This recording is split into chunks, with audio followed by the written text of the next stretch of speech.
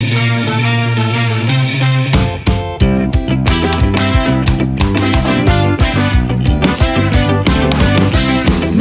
Bears podcast with Brad, Jim, and Will. What have they been watching lately? They're husky, hairy, huggable homos. Movie Bears podcast. Hello all and welcome to the Movie Bears podcast. I'm Brad Harris, and each week I'm joined by some of my favorite husky, hairy, huggable homos and friends to review films either current or classic. And this week we're coming at you with not one, but two current films. We're going to be reviewing Jurassic World Dominion as well as Lightyear. So two big movies to discuss. But I got two people I literally can't talk about these movies without. So let me introduce them real quick. Jim Pugliafico is with us here in the virtual studio. Hey, Jim, how are you? I'm doing okay. I'm here, middle of the work week. Everything else that's going on around us, just trying to stay, movies are the island, right? Movies are like that island that's not evil, like the Lost Island, but, just a nice island. So yeah, I'm ready to talk about movies and stay on the island for about an hour with you guys. Is it an island in the stream? It's an island in the storm. Oh. Is it an island filled with dinosaurs? Only if we want it to be. Okay. All right. And you heard from him as well, but let me formally introduce Will Lindis. How are you, Will? Hey, doing great. Been a busy week. As you all know, we were not here last week. I had a business trip to go to, but it wasn't all work. There was some fun. I got a chance to finally meet up with friend of the show, Hamstracked, over a coffee one night. See him here in chat. So, so it was great doing all of that. It was great seeing you, Hammy, and I'm glad that we're here. This is one of those times where a couple of big movies come out back to back, so we have to double them up because this dude was away for a week. So I'm excited for this one. Well, glad to have you back, Will, and super jelly that you got to hang out with Hammy. Next time we're in Denver, Hammy, we're going to have to meet you as well.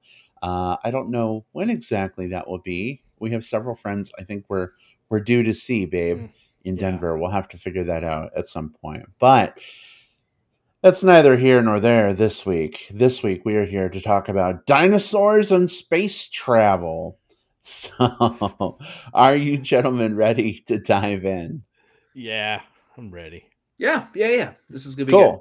All right. So let me just set this up a little bit. We're going to talk about both Jurassic World Dominion and Lightyear on this week's episode of the Movie Bears podcast. We're going to kick off our discussions with a spoiler-free segment for each movie. That way, if you haven't seen it yet, but you are curious maybe about our initial impressions, maybe you're on the fence, you want to talk through in the live chat with us, maybe why you're on the fence, we'd love to hear from you. Please feel free to do so. But we will give fair warning before we take things into that dark land known as Spoilerville. So if you're worried about being spoiled on a film, worry not. We're going to protect you. Unlike other podcasts that promise to be spoiler-free for a little while and then give everything that's a spoiler, we don't do that here on MBP. We like to protect you. We care about you.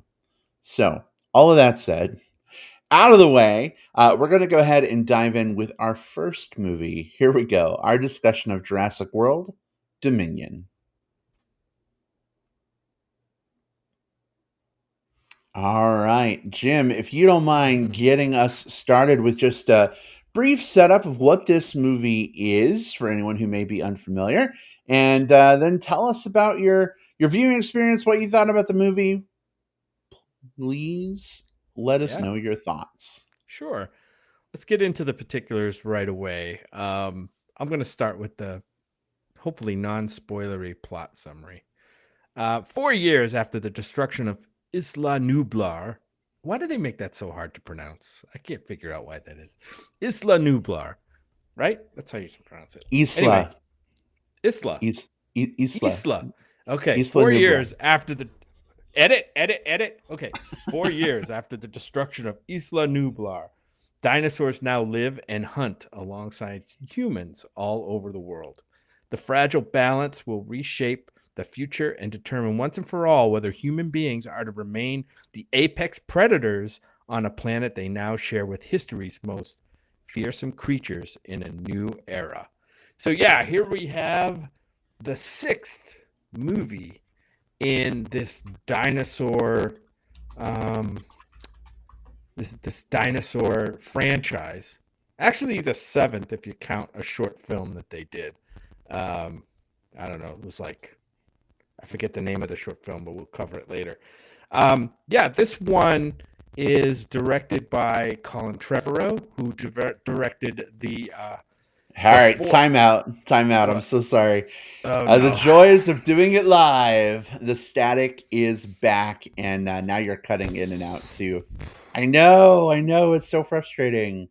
Do you want to try to disconnect your mic again and come back in, and then we'll just bring you back to the start of your intro, or I really want to start Google and do that, maybe, if I can get the camera to work. okay. All right, so let me try it. All Sorry, right. guys.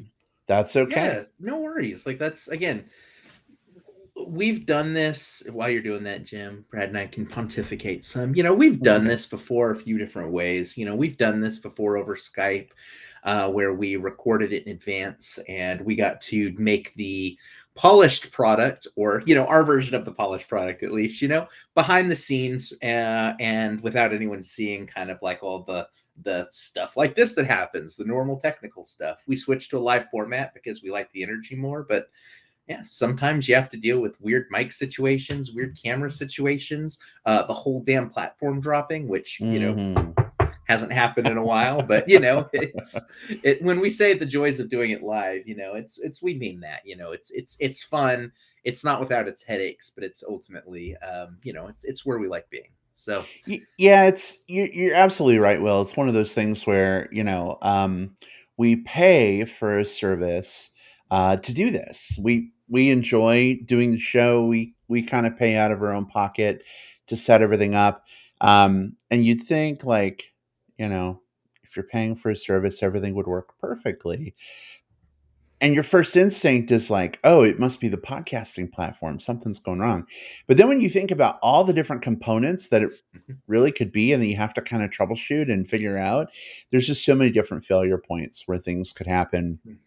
And this time, hard to say what's going on, but we know it's on Jim's end. So hopefully he's able to get it sorted and soon. While we're waiting for Jim to come back, Will, I was curious. We can talk about this just for a couple minutes. Mhm. Oh, Jim is back. Maybe. Oh. Okay, Jim. I see him.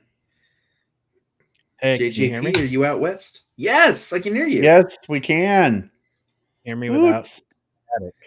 I don't hear any static at all. Am I Sounds good. static? You sound just fine. All right.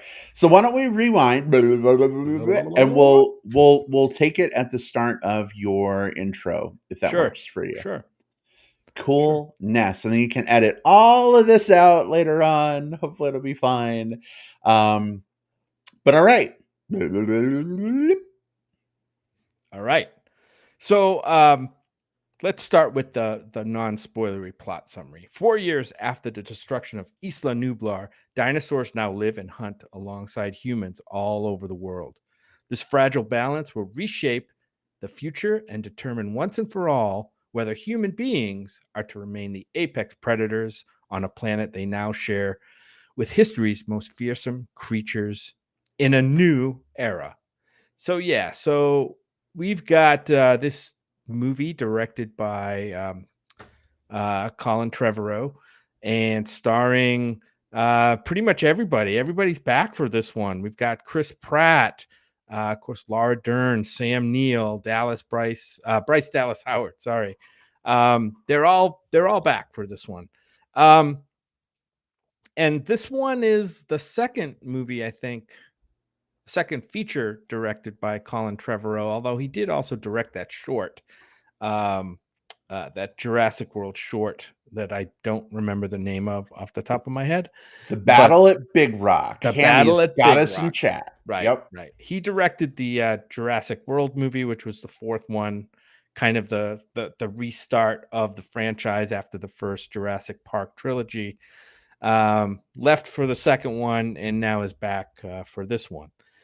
And man, we went to see this. It's opening weekend, and I gotta say,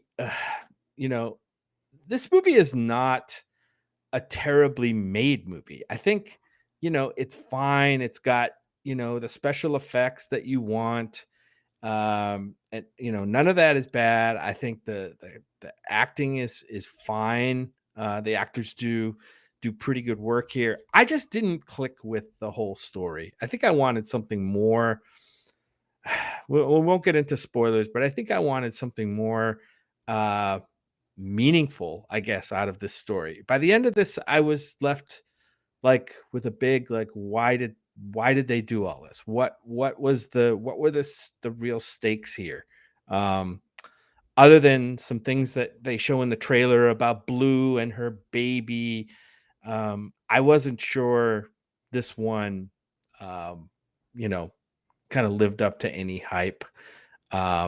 Almost left me like, okay, this is supposed to cap off this latest trilogy where dinosaurs have, escaped from Jurassic World. They're out in the real world. Things could be terribly altered. But we saw a little bit of that, but for me, I don't think we saw enough. I kind of half jokingly went into this movie saying, look, if the dinosaurs don't like basically kill off all the humans and eat them all and kind of start to reclaim the earth, I'm going to consider this movie not very good. And that's without spoiling anything, I'll just say I didn't really vibe with this movie very much from beginning to end. I don't think it moved the needle very much on the franchise, and I think that's its biggest issue.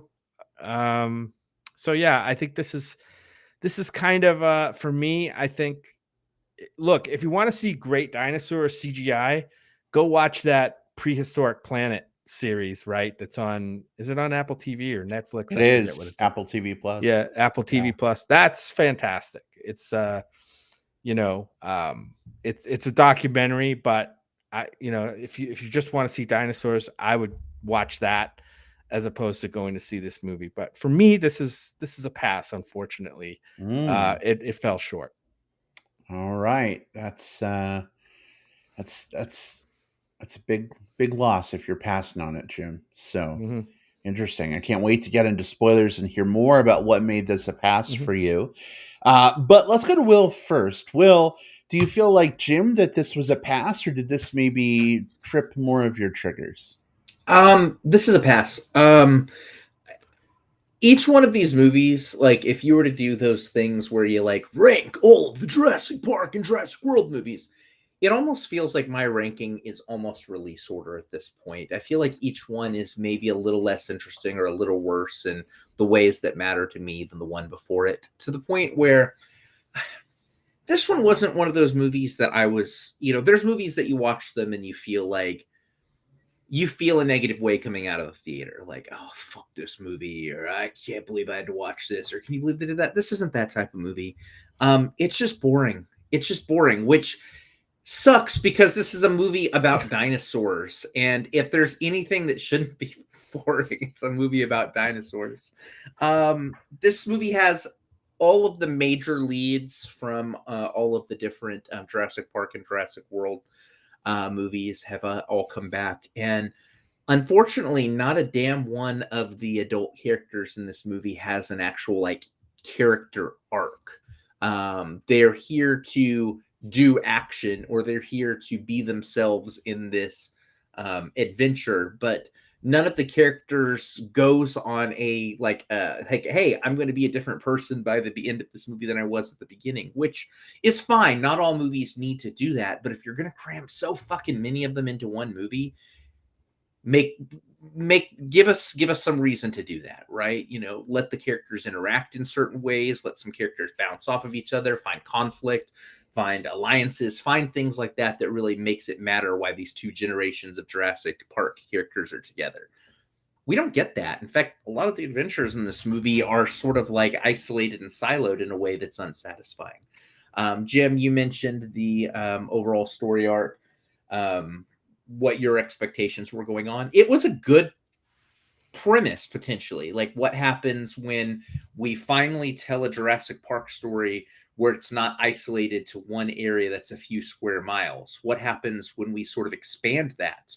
I still haven't seen that movie, unfortunately. No. And that sucks. This movie was, I don't want to say it's a bait and switch, but I feel like this movie felt very lazy from a writing perspective, because this movie didn't know how to not be a Jurassic Park story focused on a very small geographic area. So it does everything it can to get to that type of story as quickly as possible. That sucks. The dinosaurs, some of them were neat. There's one that was pretty cool looking in a different way, and I liked that. We got to see feathers for the first time. That's cool. Yeah. But I mean, the most compelling character in this movie, honestly, there's this actor in here, Mamadou Athie, who plays this character named Ramsey. Very small part. We'll talk a little bit more about it in the spoiler section, but I think he had more to do, sort of like narratively, even though he had a smaller role than a lot of the more veteran actors. And again, nothing against the actors. They did the job. They showed up and did what they were supposed to do with this material. It was just a nothing material.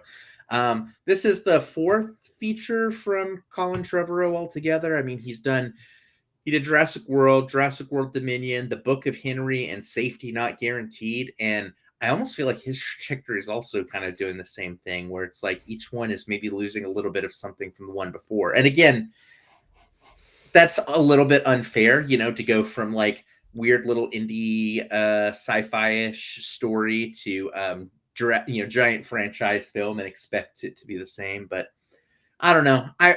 I didn't have high expectations going into this one, and none of those not so high expectations were met coming out of it. Didn't hate it, but not really recommending it either.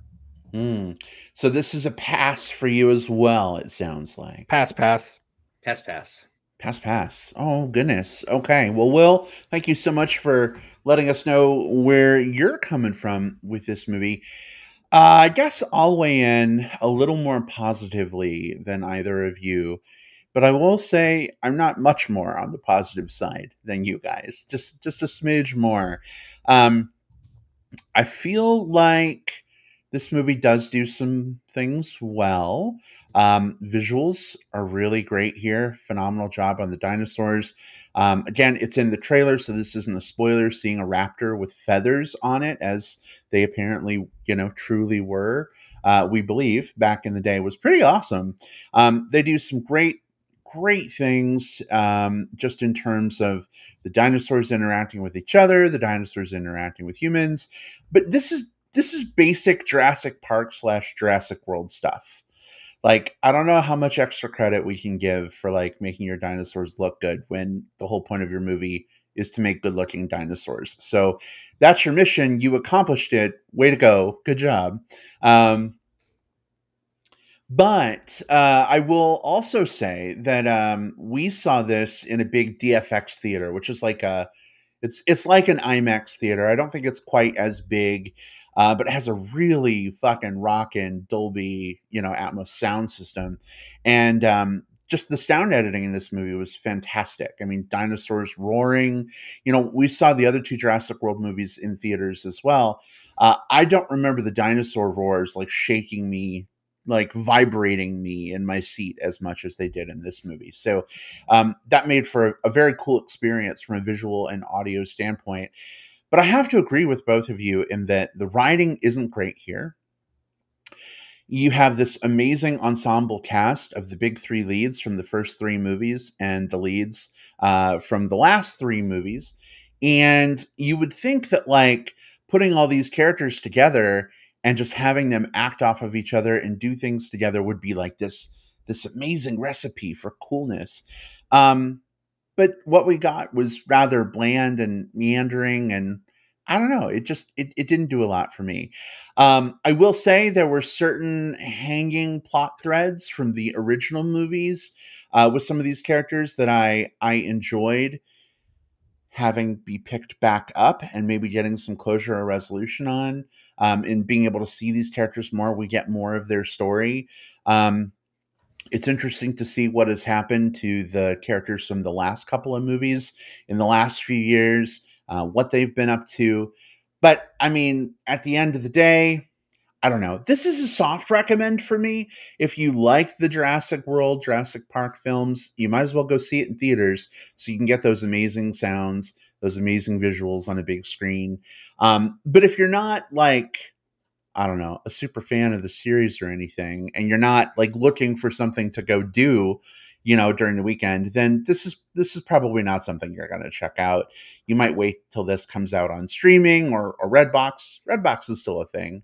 I feel like Redbox is still a thing. I think Maybe I haven't looked Yeah. at it. Yes, no, it is. It is. I Okay. saw one at my grocery store and thought, Redbox is still. Oh, a thing. wow, it's still- Yeah. Okay. Well, there we go. It's been a couple years since I've mentioned Redbox on the Movieverse podcast. I had to remember. But yeah, soft recommend for me, but like honestly, not a lot there to chew on. I'm really jonesing to get into spoilers because Will, you mentioned you were not going to call this movie a bait and switch. I think I would call this movie a bait and switch. So That's I'm interested to hear kind of where you're coming from and see, where all of that lands. So before we go into spoilers, though, any non-spoilery thoughts left that you just have to get out? Yeah, I remember back to the first movie. Remember that wonder that we felt through the eyes of the characters at like seeing these dinosaurs actually, in the flesh, and They Yeah. do move in herds. I mean, just like it was awesome. Like that movie was, and I'm wondering if is there any way for this type of series to recapture that in some way? I don't know, especially after 5.5 movies of the same, dinosaur. I don't know if they've just kind of wore out their premise. And look, we watch a series called Camp Cretaceous, right? Brad, you turned me Yep. on to that series, Yep. which is a pretty good animated series, kind of for young adults, kids, based on kind of the Jurassic universe. And it's pretty cool, right? From episode to episode. But this movie, I don't know, maybe my bar is set too high in terms of what I expect from these movies. But this movie felt like a long Camp Cretaceous episode. Just like, the human characters getting in trouble, dinosaurs storming around, threatening the characters, and we solve a problem, and then the movie ends. I don't know. I expect more. Maybe I'm setting that bar too high. Maybe if you just go in and you want just a long live action version of Camp Cretaceous, this movie would probably fill the bill. But otherwise, expecting more, this movie doesn't deliver. I can tell you what does deliver. There is one little story that I think is my favorite part of this movie, and it's actually not in the movie itself, but it was in the press junkets leading up to it. So little background: in one of the previous movies, I think the one from 2018, the volcano erupts and all the dinosaurs that had been, I guess you're spoiling the old movie, but that's okay, right?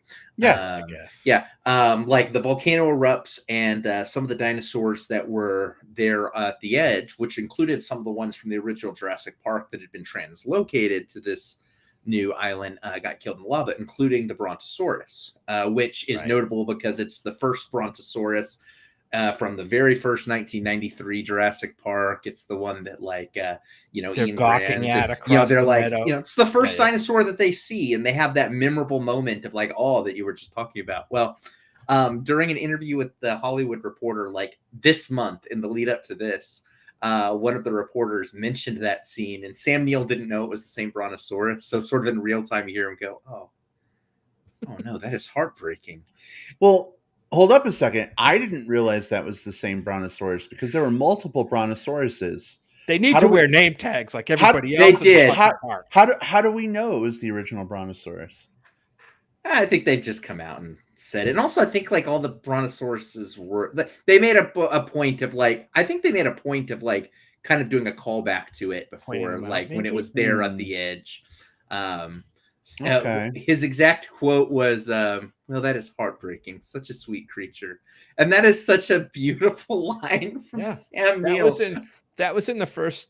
No, that was in the Fallen Kingdom movie, Fallen Kingdom, yeah.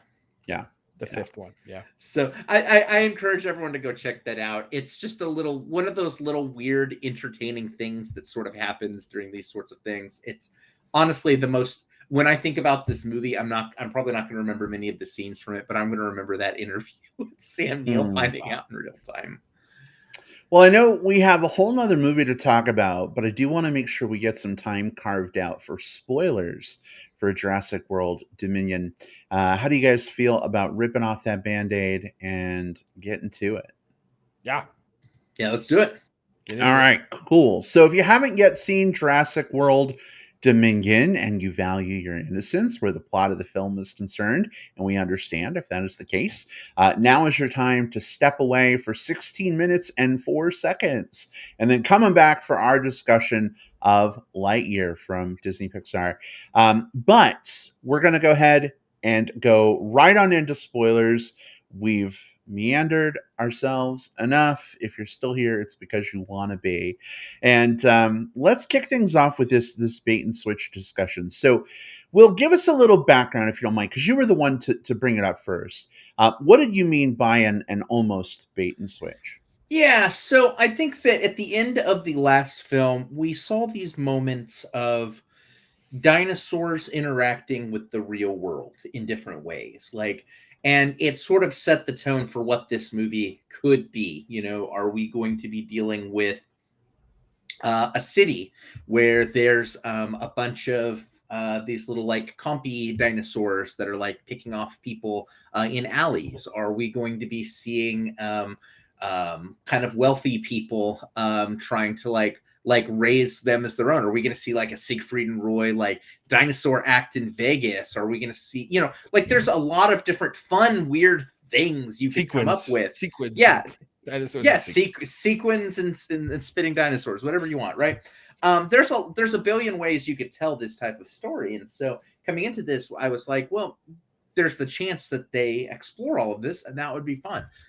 They don't fully. I think the biggest that we really get is we see a few different scenes of like little montage scenes of what happens, you know, when, you know, like a little girl sees like one of those little compy dinosaurs. We get to see this group of the raptors from the previous movies are sort of being used in a more urban setting, and we get to see sort of a chase scene there. We get the semblance of these things, but again, the movie gets it to this like dinosaur reserve as quickly as possible. I was hesitant to use the phrase bait and switch in the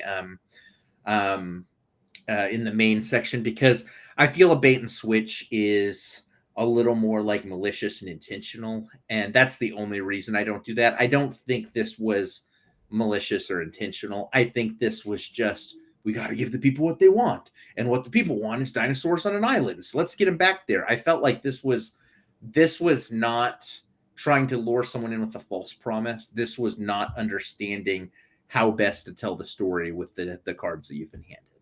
I definitely appreciate you outlining that well. Thank you for that. Yeah. I think it is intentionally misleading for me personally. There was a lot of content that came out from a marketing perspective about this movie.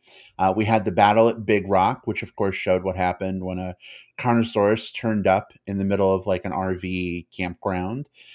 They released the first 5 minutes of the movie, which ended up not being in the movie at all, where a Tyrannosaurus Rex shows up at a drive-in movie theater. All of this material makes us think we're getting this movie that is going to be outright dealing with dinosaurs in a very human world and how those things are now colliding. We certainly saw some of the things like the megalodon, like, Alaska's greatest catch episode, whatever. It like shows up and steals the thing of crabs, whatever.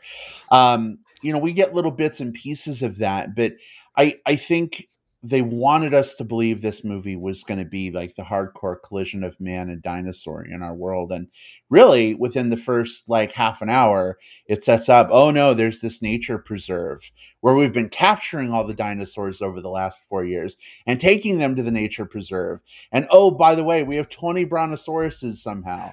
And oh, by the way, we have like 500 pterodactyls when we only saw like 3 of them on the boat in the last movie in a cage. Brad, life finds a way.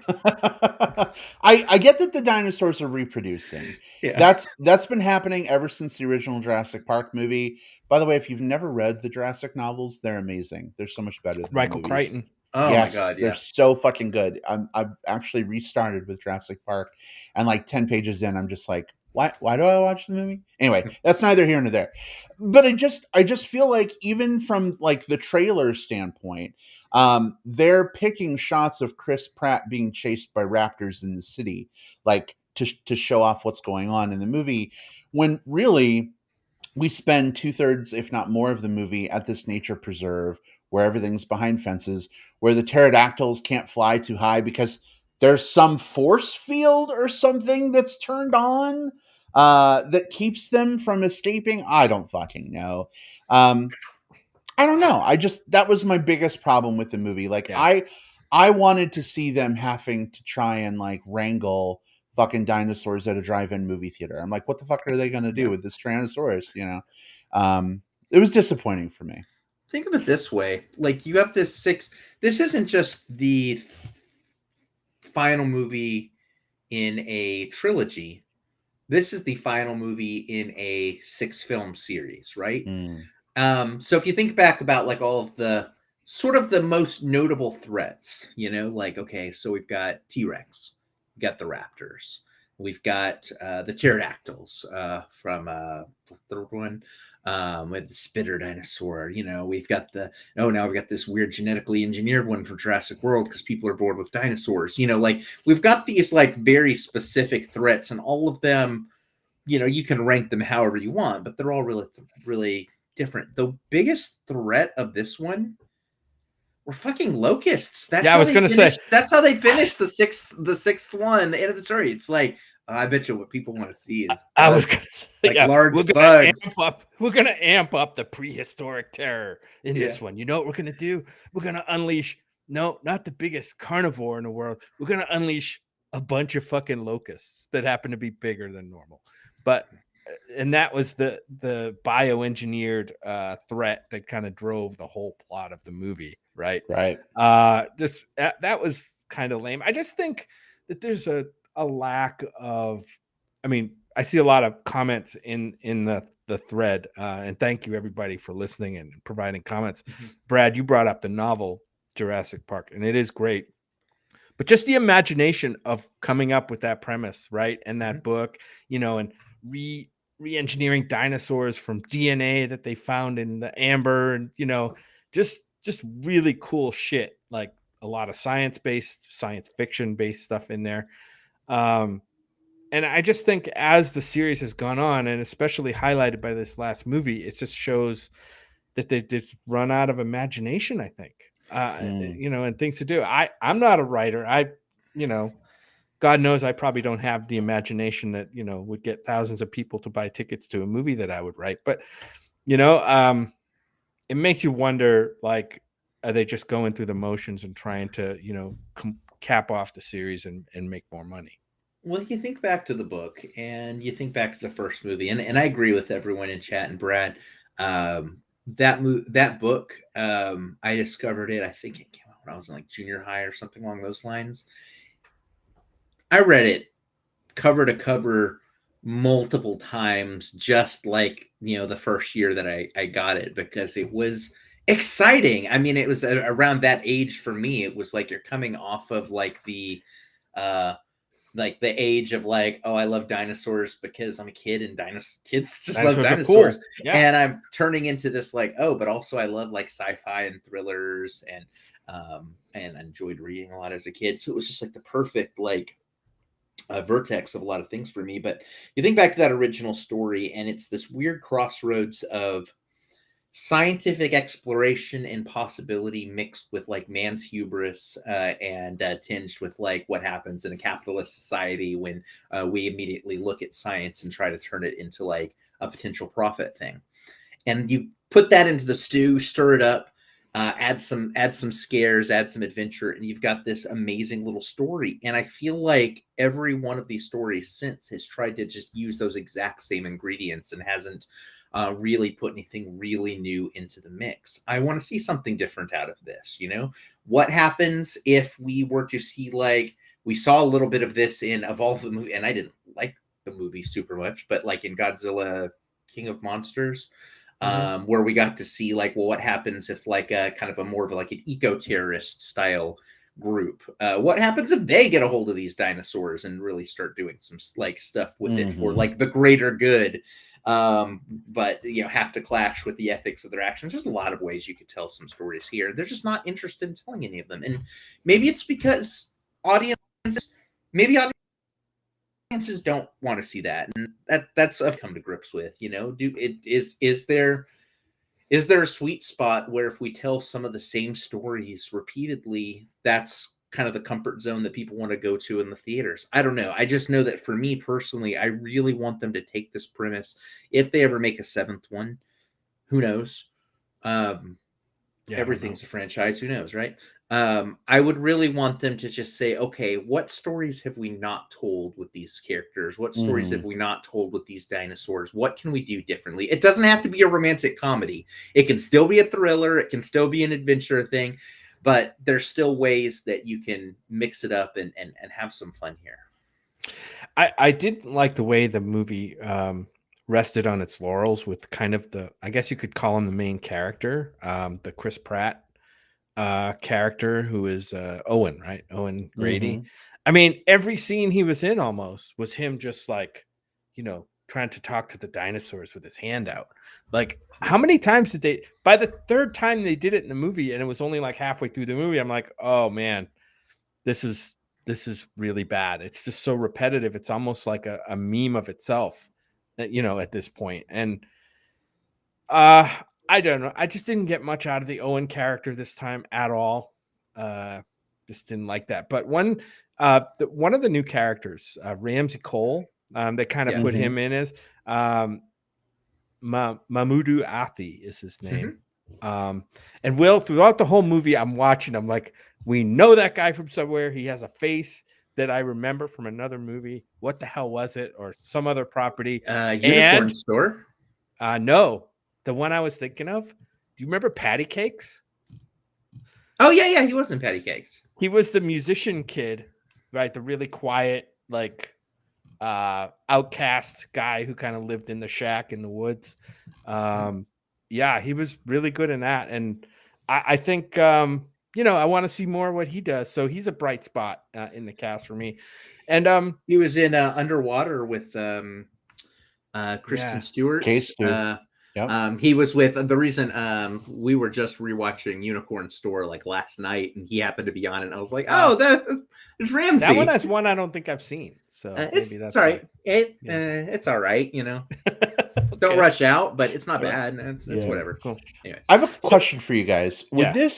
Would this movie have been better if they killed off some of the cast in this last movie? Well, that's the thing. There were no stakes. You knew by the end of the movie that nobody was going to get killed, right? I mean, nobody got killed by the end of the movie. Nobody was. You kind of got the throughout feeling the movie, like, you're not in any danger. Don't give me that shit. I'm not going to feel it. I don't believe it. I don't care how many times a dinosaur chases you. You're not going to die. So yeah, you knew that the new pilot character wasn't going to get killed. You knew that Owen and Bryce Dallas Howard's character, Claire, nothing was going to happen to them. You know, the kid, nothing was going to happen there. You know that Grant and Sadler, nothing was going to happen there. You kind of felt like if anything were going to happen to anyone, maybe Dr. Ian Malcolm, like maybe. But I mean, even then, and like a heroic death. a heroic Right. death or something like. Yeah. And I honestly thought that there's a moment where I thought maybe they were going for that when he Mhm. goes and distracts everyone with the flare, and then he just then outruns the dinosaur, which is fine too. You know what I wanted to see. You were talking about like all these scenes of like, Owen holding his hand out like this. It's just like I wanted Blue to bite his hand. Wouldn't that Yes. have been Yeah. Rip fucking his arm cool? off. Rip his arm Oh, off. can you share Steve Sosa's statement? Because I agree with this 100%. Were y'all hoping the pilot was Malcolm's daughter from part 2? 100%. There was a moment when they first introduced him, like, there's still time for her to go, like, Dad, what are you doing here? Mm. And when they didn't do that, I was incredibly disappointed.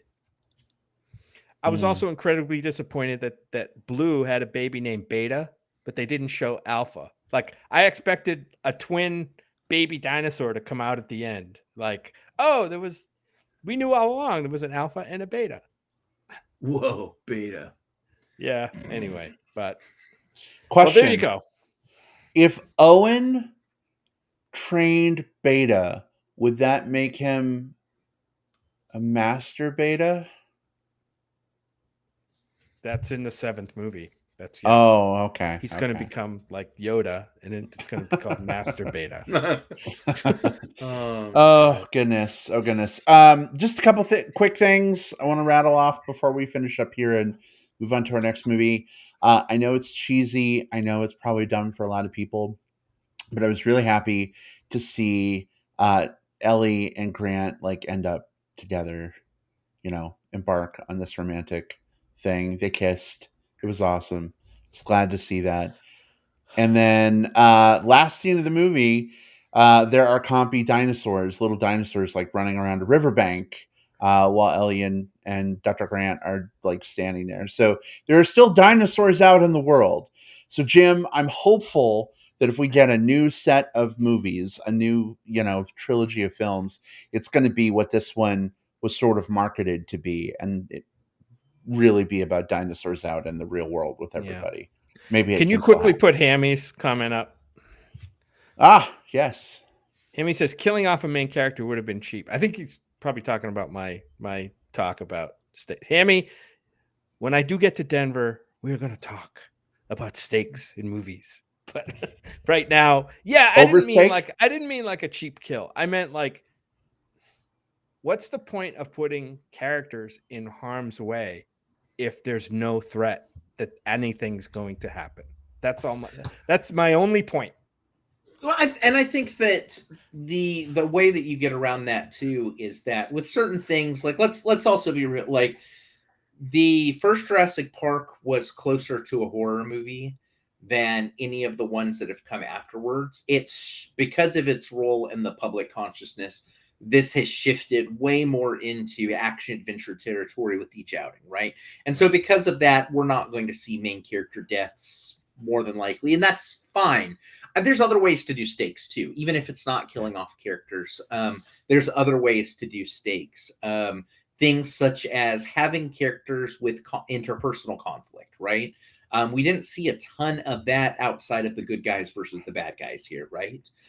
What if, let's look at it this way, and I agree with you, Brad, like it was fun seeing Grant and Sadler come together and all of that, but what if they had some sort of different viewpoint on what was happening that they had to sort of like work their way through while going on this adventure while coming back together? I'm not saying something too radical, but at the same time, like the way that it was presented here, they just kind of, oh, hey, yeah, you want to fall in love and go on an adventure? Cool. Like there could have been, like, again, love the outcome, but I think that we could have seen the stakes be who has to sacrifice a little bit of their ideals to learn more from the other. The same with the Owen character and the way that he interacts with his kind of adoptive daughter, like that relationship. There's a lot of kind of give and take interpersonally that you can have for stakes. So yeah, to Hammy's point, maybe killing off a main character would have been cheap, but they still needed to work out stakes. And if you can't do it through threat of violence, then you have to do it through threat of how the relationships bounce off of one another through your narrative. Yeah, it's true. Well, I gave a 16-minute and 4-second warning slash recommendation to come back for our next movie discussion, and we've just crossed that threshold. So I think there's more we could talk about with this film. Um, I'm sure we could fill the whole rest of the time if we didn't have another movie to discuss. But Jim and Will, what do you think? Is it time to make that transition? I think so. think we should go to infinity and maybe Maybe beyond. All right. So we're going to go ahead and put a fork in our Jurassic World Dominion discussion. Thanks so much, everyone, for participating in the chat and letting us know what you thought. We didn't get to read off every comment, but it was so great reading and kind of following along with what you thought. Please feel free to do the same as we move into our next movie discussion. And that discussion is Lightyear. So get your jetpacks ready, put on your helmets, and any other preparations you need to make, because as Will mentioned, we're going to infinity and beyond with our discussion of Lightyear.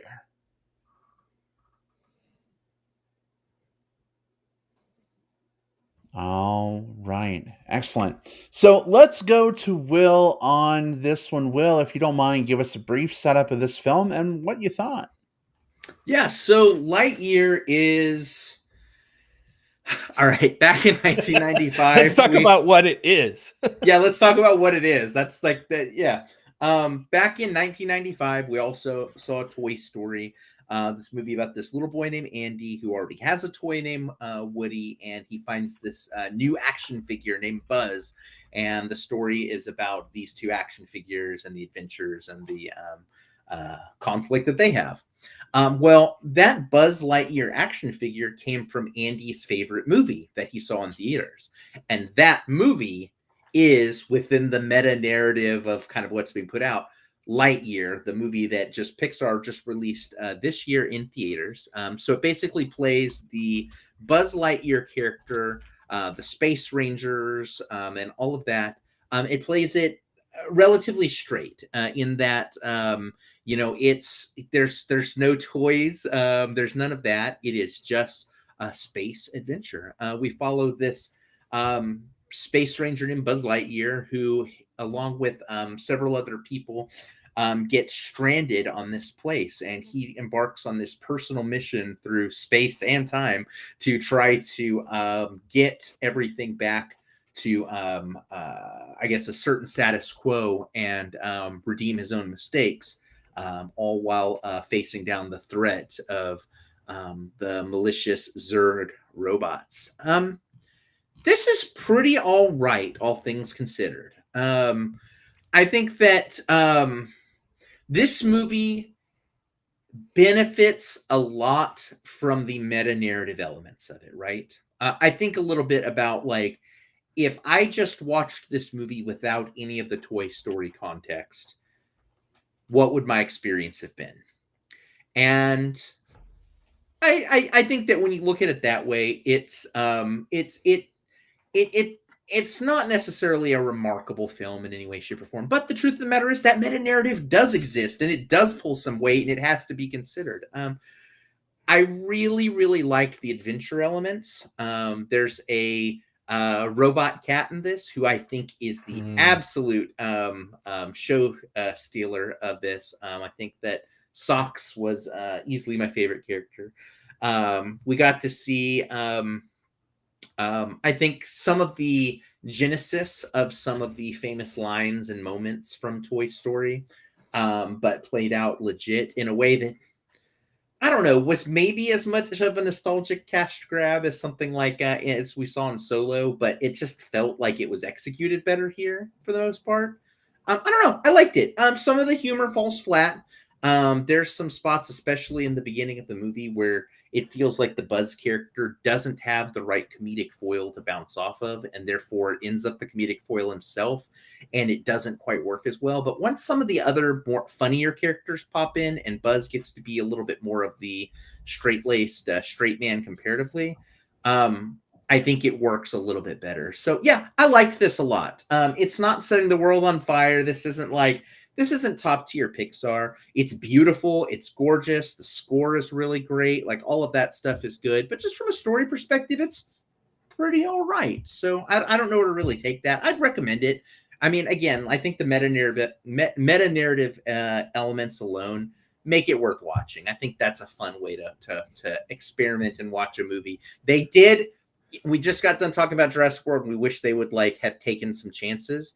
This movie sort of takes a chance. Like it says, like we could have told any type of story in terms of like the next part of this franchise. They told the movie within the movie. Cool. I like that. That's a fun angle. So yeah, I like this. I appreciate it.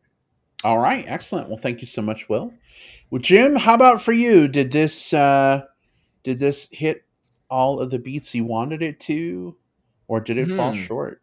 No, I think for me, I'm kind of in the same camp as Will. I think it hit enough of the beats to make it a pretty good time at the movies. Will, when we get into spoilers, let's talk about some of those. I don't know what you call them, like those nostalgic beats, I guess, or kind of those, that maybe tie into Toy Story, because I really didn't get a lot of them. Maybe they went kind of past me, but I didn't get a lot of them. So I just kind of appreciated the story for what it was. And I'm like, we got to see basically as if we were Andy back in before 1995, the Buzz Lightyear movie that turned him on to the toy Buzz Lightyear that we saw in Toy Story. I guess the big question for me though is, was that movie animated or was it live action and we just see it animated? It's interesting to think about. Well, it's CGI, which the characters, including Andy in Toy Story, were CGI, which makes me think it would have to be a live action movie. But this CGI is way better than the CGI of Andy. So like something's amiss there. Something doesn't really match up. Wow, the effects of this movie look way better than my real life.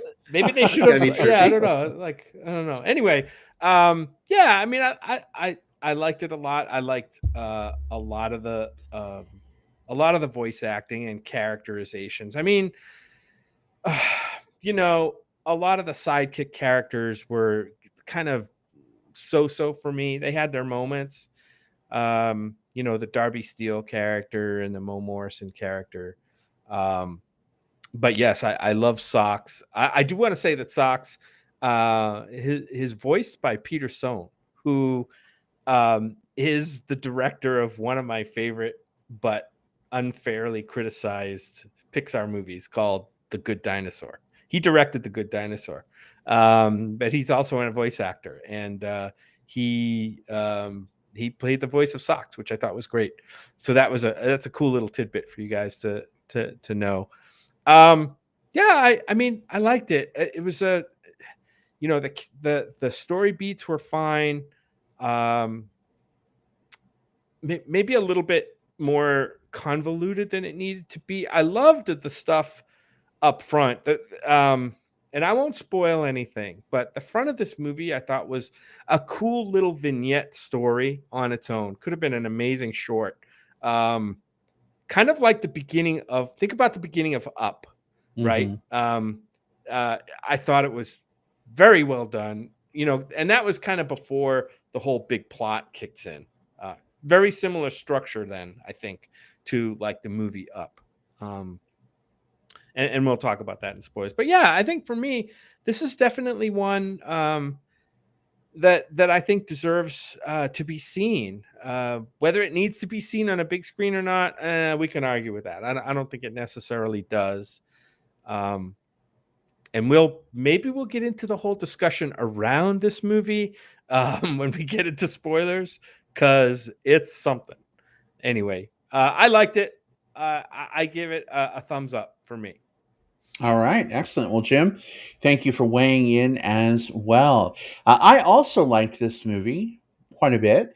I would say that I'm still scratching my head a little bit as to why Tim Allen isn't the voice of Buzz Lightyear. I don't know if there was controversy with him and his politics. I know he's on the right, but that doesn't, I mean, there are lots of people on the right who are amazing people. That doesn't make you a bad person. That's right. Unless maybe he did something that Disney or Pixar wanted to distance themselves from. But I did a cursory Google search and I didn't see anything like that pop up. So, Will, I don't know, is there a backstory there that you're aware of? Yeah, there is, and it's the least scandalous backstory there is. Disney is still on. Yeah, Tim Allen has right leaning politics, and that's not an issue for his relationship with Disney. He's currently filming or has recently filmed something like that. Like it's coming out soon, like some new Santa Claus stuff for Disney Plus, right? Yeah. So he still has this relationship with Disney. The idea here is that the Tim Allen character was the voice of the toy, but the Chris Evans, the actor, is the voice of the character. So they the reason for that is you like the idea of like whether or not this is like a CGI movie or a real movie. This would be like a hunky action hero like Chris Evans kind of playing this Buzz Lightyear character. That's really the kind of the anti-story to it. It's just, Okay. Yeah. Well, I have questions to ask about that too. Okay, maybe we can. Yeah, maybe we can get into that. I want to hear what you thought of the movie. Yeah, I saw Will like looking like he had something burgeoning to get out, and I thought maybe there was some scandalous backstory. Yeah, it's that I just didn't find. Yeah, and it's like the opposite of like that. It's like I think that there's. I mean, it's a very fair thing to ask because I first found that because I was, I wonder the same, but yeah.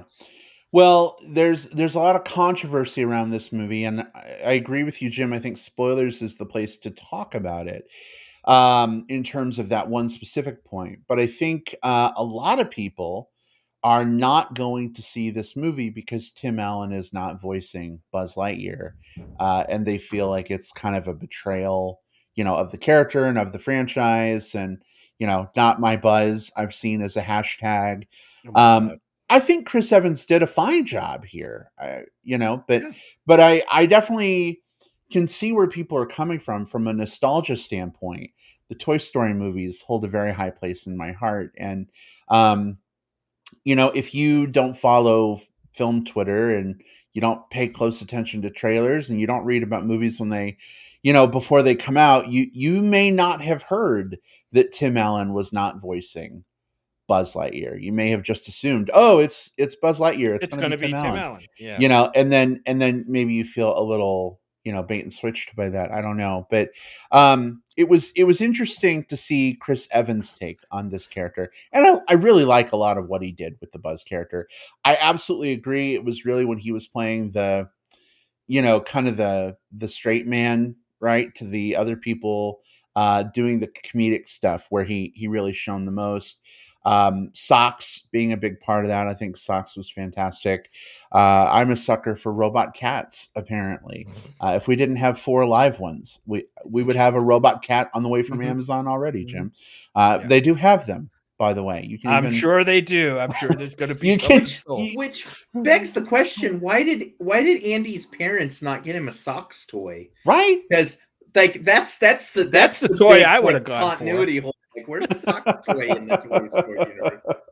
Yeah, but your Christmas present is sorted, babe. I'm just saying. Right? Yes, it's all sorted out. Yeah. I would totally take a Socks if they have a Socks toy. I'd be all over that. You're getting socks for Christmas. Yes, you're getting socks for Christmas. As an adult, I enjoy getting socks at Christmas. Now, different kinds of socks fit the bill. But this movie was fun. It definitely kept me entertained. I do question a couple of things that they changed with the villain of this movie compared to like Toy Story and some of the other media they've had come out around Buzz Lightyear. But I think overall it works. This movie introduces some interesting concepts to young kids about things like faster than light travel and some of the things that are science quirks around how faster than light travel is theorized to work. I don't know that kids are going to walk away from this movie and be like, oh my gosh, I totally want to know what, time dilation is all about. But it was interesting to see those things included. So it's in the trailer. That's not a spoiler, I don't think.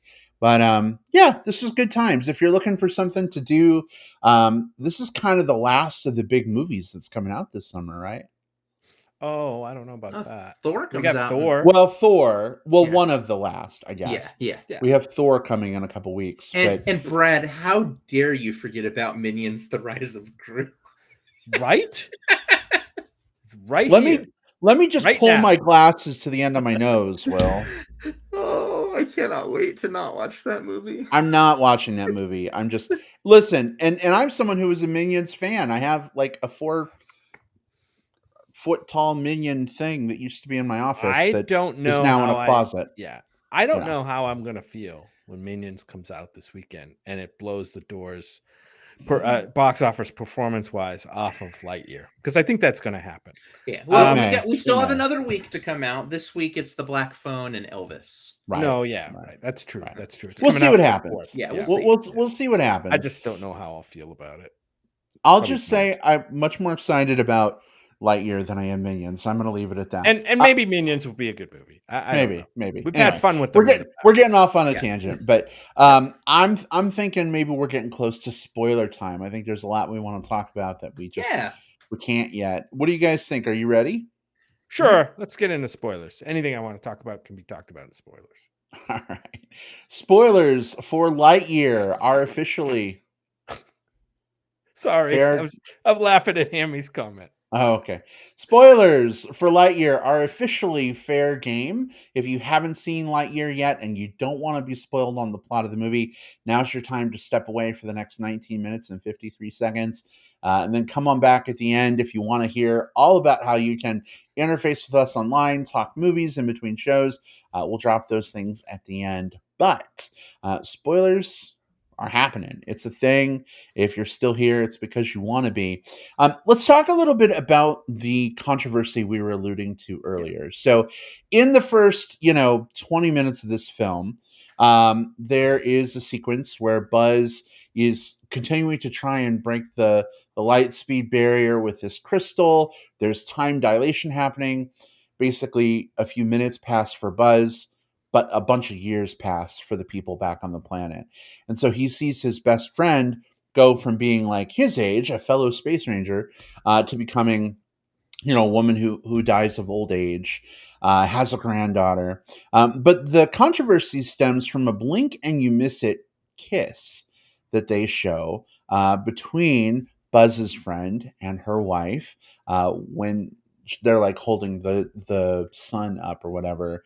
And a lot of people are very, very upset that Pixar put a same-sex kiss in this movie. In fact, I didn't realize how upset people were till yesterday. Jim told me I should use Twitter for something other than porn and just look up Lightyear and just see what people were saying. And oh my God, I spent probably 2 hours yesterday just reading through hate tweets. And it really made me very sad about our world and the people in it. But yeah, apparently people are just super, super upset about this kiss. And they're saying that Lightyear is grooming kids to be gay from a young age. What do you guys think about that? It's all bullshit, first of all.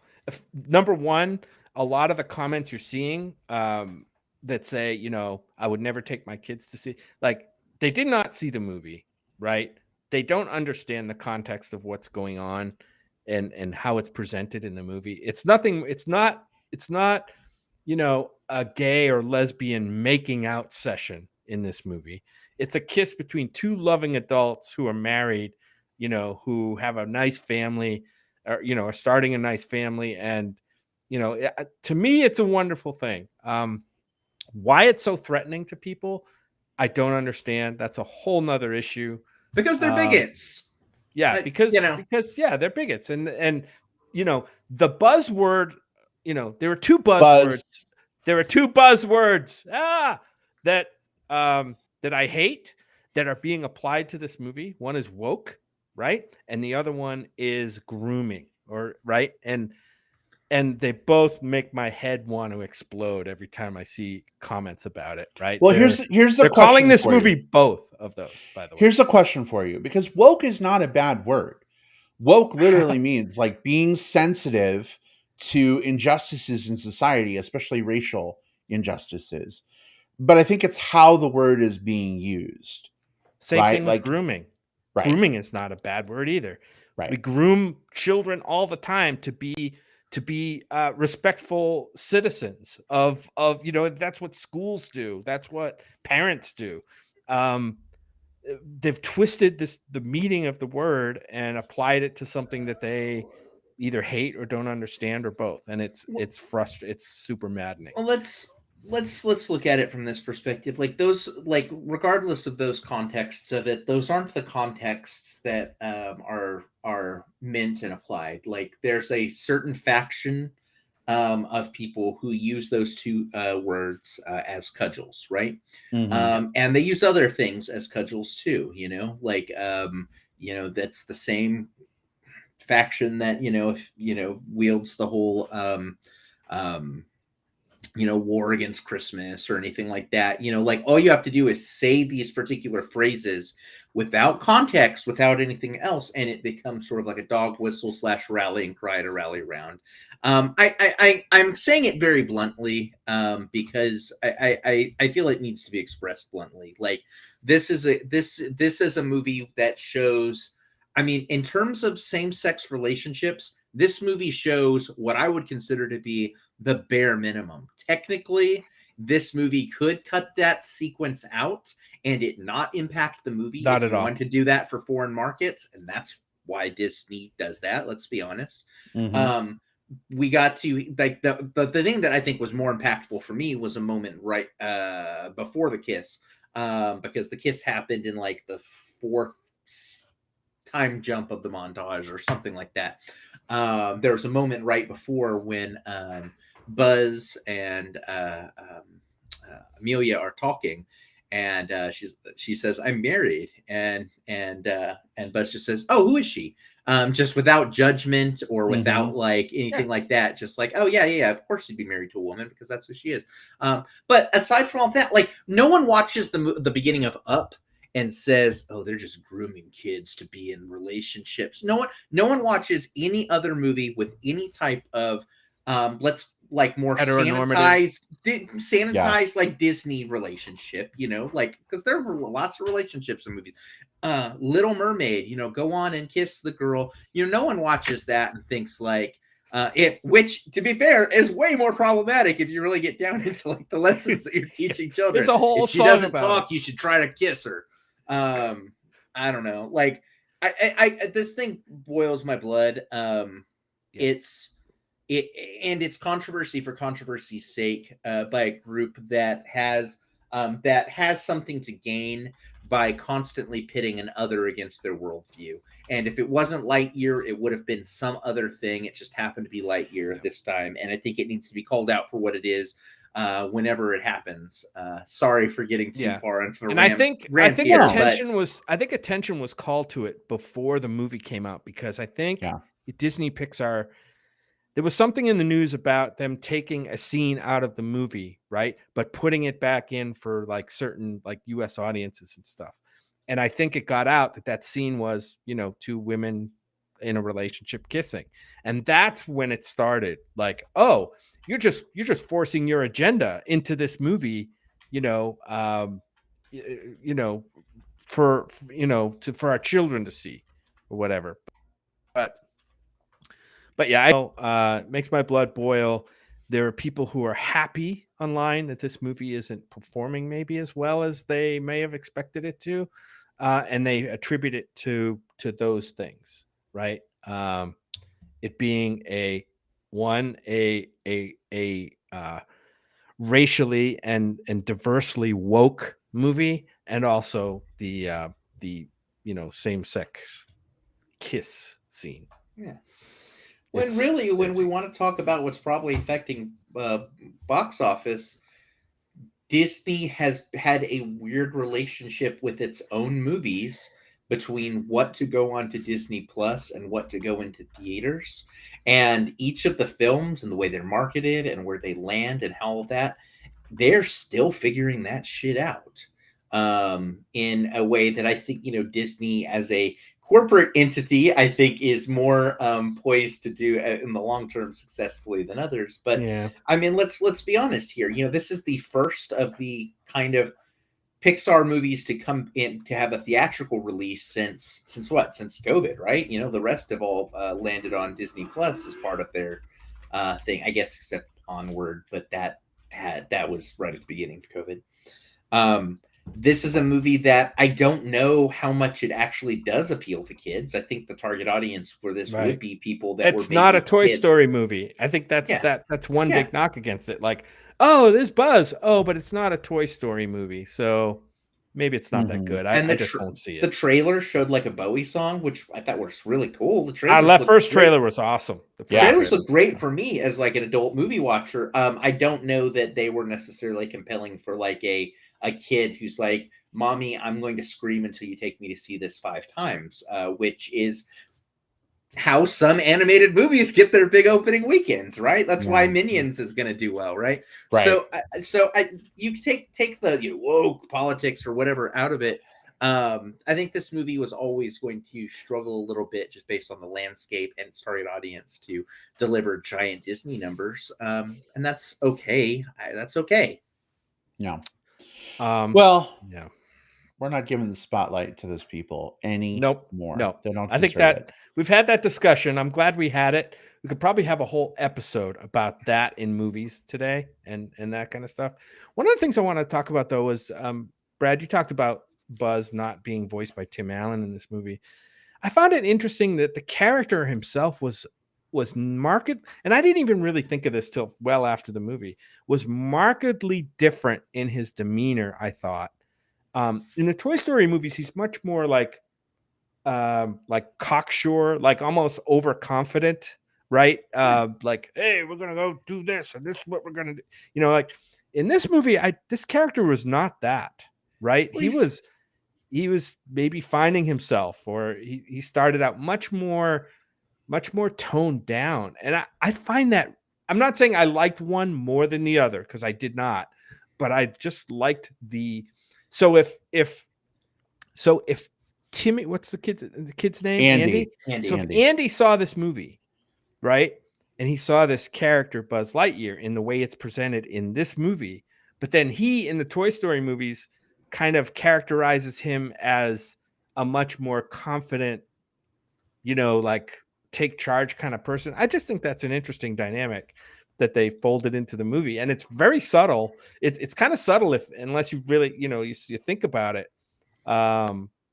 That a boy would see this hero character as kind of more hero-like, I guess you could say. Yeah. Well, I think it raises a question that I've always had about the toys in Toy Story, in that a toy has to be like lovingly played with to come to life and do its thing, right? Does the toy get its personality from what it's a toy of? Like, does Woody act like a cowboy because he's just a cowboy toy, or does he act like a cowboy because Andy played with him like a cowboy, and that's where he gets his personality and everything from, right? Like, if Andy had a Brontosaurus toy but played with the Brontosaurus like it was a Barbie doll, would the Brontosaurus act like a high fashion, pumpkin spice loving human woman? I think that movie's coming out next year. Yeah, we are seeing that next year. It's called Barbie Soar. So look, we've got this is they're two. So I think the important thing to remember is these are not the same character. These are two very different characters. One is a character in a movie, and one is a distillation of that character for toy purposes. I want to point back to Brad. You'll remember these. Like, do you remember like the toy cartoons of our youth? Or the toy commercials of our youth?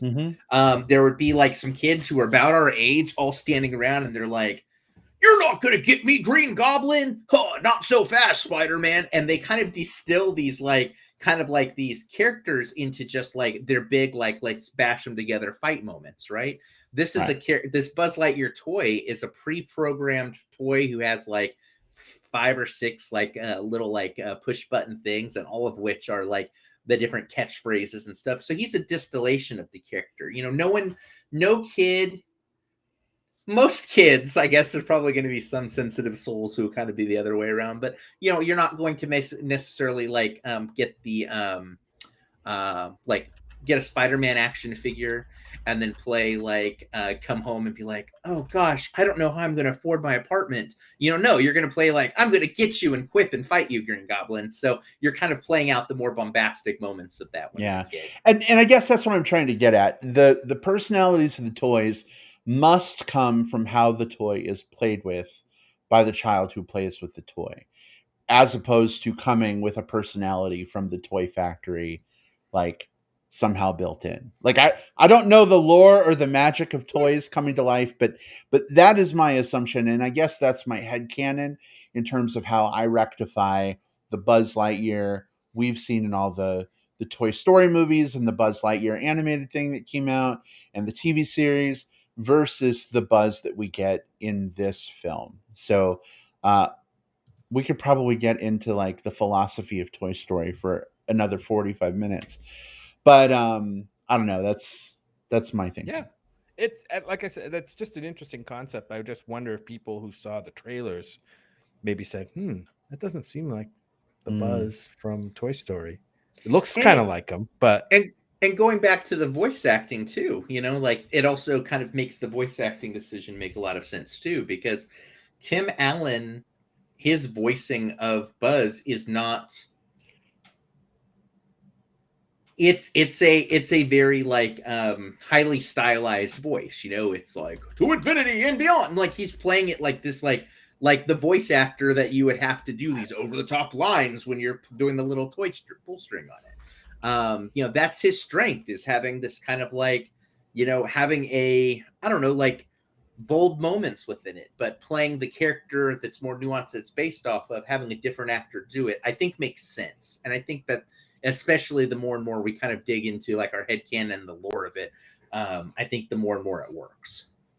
Yeah, I saw Hammy's comment in the chat earlier, and it would take me a while to scroll up and find it, but there it is. Okay, so Tim Allen would have been the cheap actor they paid to provide the voice of Buzz, and I know with some toys they do that. I remember I was very excited to get a He-Man toy that said I have the power, but it was some weirdo dude recording it and not the guy didn't sound the same to you. The guy who actually voiced He-Man, John Irwin. But like with Disney, like they put out Buzz Lightyear Star Command: The Adventure Begins back in 2000, and it was an animated movie. It was direct to video, but I mean it was Tim Allen voicing Buzz Lightyear, again kind of the same idea here, that this is a movie that like Andy watches and that's where the character comes from. So I think that's why people are getting so caught up in this, right? Is like we've seen in universe examples of Tim Allen voicing Buzz Lightyear beyond just the toy, but the movie kind of retcons that a little bit, right, to set Chris Evans up. I just think it's unfortunate. We're talking more about who's voicing the character than we are the character and what he's doing, and the great ensemble cast. So maybe we can redirect a little bit. What did you guys think of the ensemble cast of ne'er-do-wells and tryhards who were junior scouts and were maybe not quite the crack team he was looking for? I mean, they were neat, but a little one note, right? Like, I really like Taika Waititi as Mo. Like, that should have been like an absolute knock it out of the park thing, because I love him, and the voice acting was good. Yeah, it didn't feel quite right. The characters, he kind of had only one thing, which was I can't wait to use this pen. And then when the pin happened, it was very limp payoff, all things considered, for all of that buildup.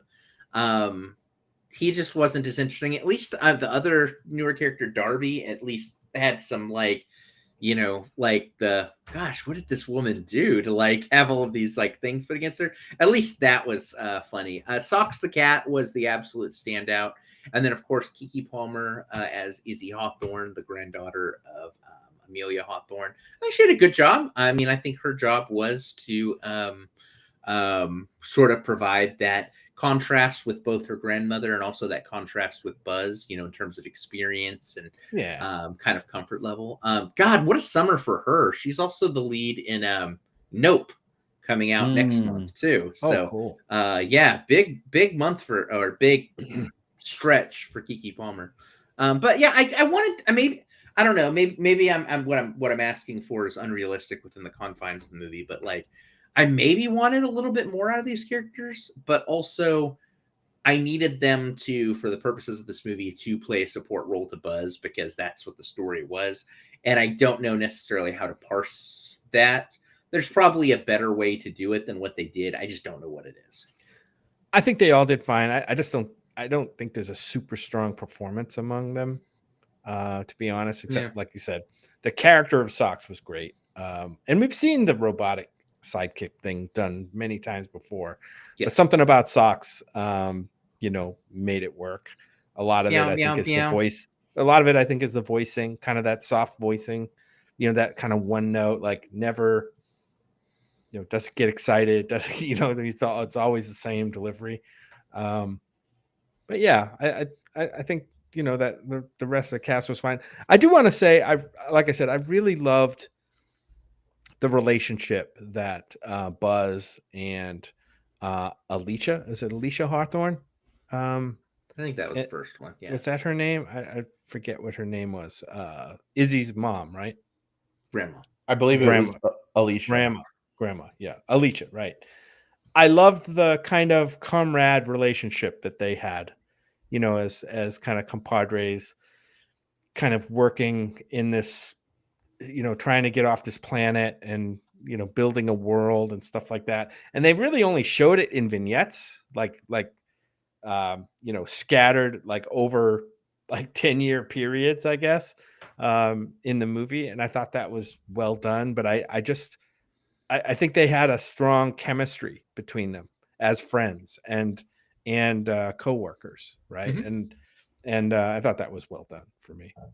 It's very believable. And the voice actress for Alicia, Uza Duba, I did an amazing job. And yeah, I mean, I'm used to her from like Orange is the New Black. Orange is the New Black, Crazy Eyes. Yeah, Crazy Eyes. And love her. Yeah. We got this. I mean, this was a very different character and a very different performance. Yeah, she's the goods. Yeah. Absolutely agree. Last thing I want to talk about, I know we're kind of going over our allotted time here, but if you don't mind hanging out a few more minutes, I just wanted to talk about Zurg real quick. So Zurg is the big bad, you know, alien robot guy. You know, we've seen lots of Zurg in the previous Toy Story movies and the animated things that have come out. In this movie, though, Zurg is actually an older version of Buzz Lightyear in a robotic suit. What did you guys think about that? Yeah, I mean, and I liked the fact they kind of circled back to that when they had their kind of little meetup or the reveal, right, to Buzz, where Zurg is actually him in, you know, an aged version of him, that you know, basically, you know, Buzz caught up to one of his, I don't know, it's a time travel thing, and like they always mess with my head, but in the end, it basically, the message I got from that whole thing was, yeah, time travel is pretty fucked up and pretty awful, and awful things can happen. And this was an awful thing. You know, the creation of Zurg, which is basically Buzz, kind of corrupted, right? Like a corrupted version of Buzz. So I thought that was kind of interesting, the way they did that, and that messaging that they attached to it. It matches from like you know, I mentioned my problem with the last movie we talked about, Jurassic World, which is no real character arc, and Buzz had one here, right? And we got to see it through the Zurg future Buzz character, and this is a character who is so driven by his mission to right his own wrongs that he was completely overlooking the needs of the actual people that his actions were going to impact. And so the main Buzz got to learn that and course correct that in his life through these relationships that he built. Whereas the version of Buzz that didn't have those relationships never had a chance to veer away from the mission, and was so dogged to it that he was willing to wipe out all of these people's existence just so that he could do the right thing. That's a narrative arc, guys, and I think that's pretty interesting. Was it the most like compelling or interesting reveal in the world? I don't know. I mean, we've seen some stuff like that before. It was a little quick. But it's a little quick, but whatever. It was fine. It was fine. And I think the how I felt about the twist itself is less important than how I think they incorporated it into telling the character arc that they did. And I think they did a good job with the character arc. So you can do almost anything with the story as long as it's grounded within what you want that story to tell. They did that here. So I call it a success. And Brolin's voice is butter. It's like butter. Yes, so good. I love James Brolin's voice. Yeah. And if we get another Lightyear movie, if you stayed for the post-credit scenes, all three of them, you'll know Zurg is still alive, and could show up again in a future Buzz Lightyear movie. So maybe we'll get more out of that character if they return to that well. Yeah. I don't know. There were 3 stinger scenes, one in the middle of the credits and 2 at the end. One at the end and then one at the end. And the only one that actually had anything at all to do with what we had seen in the hour and a half before that was the Zurg character kind of waking up, right? And it's very cliche. It felt very cliched. Like, come on, that was probably the only one of the 3 stingers that we really had to see, and even that one was kind of super cliched. Yeah, I just wish they had kind of reined in those stingers a little bit. I didn't mind the other 2 as much because they were just. I forgot what one of them was. One of them was the commander and the bug. Sorry, the bug hitting the laser shield, and he's like, laser shield. What's that? Like, what is that? He got excited about the laser shields earlier, and he was really and then the other one was the little robot at the chalkboard. And you know what? Those are the types of stingers that I have absolutely no problem with. Like, all they are is they're just little additional moments of flavor that don't add to additional story after the credit goes, right? It's the same as if you think about there's a lot of Disney or Pixar movies that as the credits will roll, instead of it being like a black background or something like that, it'll be like a scrapbook picture, and you'll see the characters like moving back home and like, oh, they've got their first book together or whatever it is, and it just shows sort of like little epilogue-y things. That's kind of what these were. These were just little tags to just, you didn't have to stay for them. If you left the movie, you didn't lose anything. If you stayed to watch the credits, you just got a little like, oh, okay, cool. And it didn't hurt anything. I do have a problem sometimes when big plot elements happen in stingers. And, one of them that's, like you mentioned, the most cliche and the most obnoxious is dead character puts the hand up through the rock, or eyes glow, or whatever it happens to be, Yeah. All right. Last question, and then we're gonna close things up. In the Toy Story universe, so Andy's real world, do sex toys come to life? Oh my God! Not in Andy's world, but in like that world. Well, I'm not talking particularly for Andy. I'm just saying, like, if all toys come to life, if you lovingly play with them in the world that Andy, inhabits, do sex toys come to life? I've got an answer for this. And the answer is it depends on how you play with them. If you attribute like childlike imagination to these sex toys, give them personalities and build adventures with them, probably. But I think most people don't play with sex toys that way, and so it's the equivalent of saying, like, does your hammer come to life or does your spatula come to life? It's a tool more so than a toy. Be on the lookout for Buzzy Tight Ear coming soon. Buzz Tight Rear. or Dildo Baggins. Oh, Woody, goodness. Woody, it just writes itself. Woody, there you go. There Yeah. you go.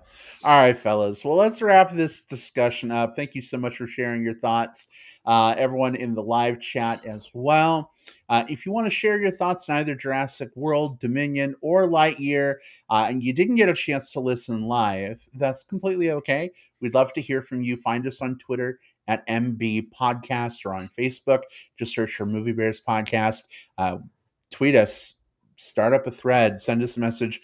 We'd love to know what you thought about these films, even if you didn't get to listen live. If folks want to chat movies or anything else, really, I guess, between now and our next recording, let's talk about how folks can interact with us online. Jim, where can people find you? You can find me on Twitter, on my regular Twitter account at JJP Out West, or you could find me on Facebook under my name, Jim Pugliafico. Rock on. Thank you so much. Will, how about for you? Twitter, Instagram, at Whatever Cove, Facebook, William Lindis, Letterboxd, William Lindis, TikTok, at The Movie Bear. All right, awesome. And you can find me on Facebook. Just look for Brad Harris. I'm the one who probably has Bear Chub Chaser friends in common with you. Or you can find me on Twitter and Letterboxd at iBradPro. Thanks so much for hanging out with us this week, everybody. So great to have you with us. We will see you all next time. Take care. Goodbye. Bye.